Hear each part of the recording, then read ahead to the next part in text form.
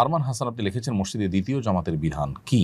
যদি মসজিদ, রাস্তাঘাট, স্টেশন বা পাবলিক প্লেসে এমন কোনো জায়গা হয় যেখানে প্রচুর মানুষ হয়, ছোট নামাজের জায়গা আছে, সেখানে সব মানুষ একসাথে জামাত করার সুযোগ থাকে না, তাহলে সেখানে বারবার জামাত হওয়াতে দোষের কিছু নেই। কিন্তু নিয়মতান্ত্রিক যে মসজিদগুলো আছে, সেই মসজিদগুলোতে মূলত জামাত একটাই হতে হবে।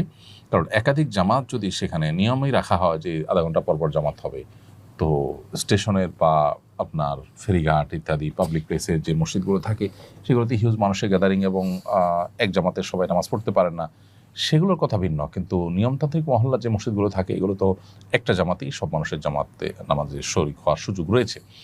সেখানে হয়তো কেউ আসতে পারেন না বা কারো দেরি হয়ে যায়, সেটার কারণে নিয়মতান্ত্রিকভাবে দ্বিতীয় আরেকটা জামাত প্রতিষ্ঠা করা অনুচিত এবং নাজায়েজ। কারণ এটি যদি করা হয়, তাহলে সেক্ষেত্রে মসজিদে জামাতের যে মূল উদ্দেশ্য, সেটাই কিন্তু ব্যাহত হয়ে যায়। তারপরে যদি এক দুজনের জামাত ছুটে যায়, তারা মসজিদের বারান্দায় বা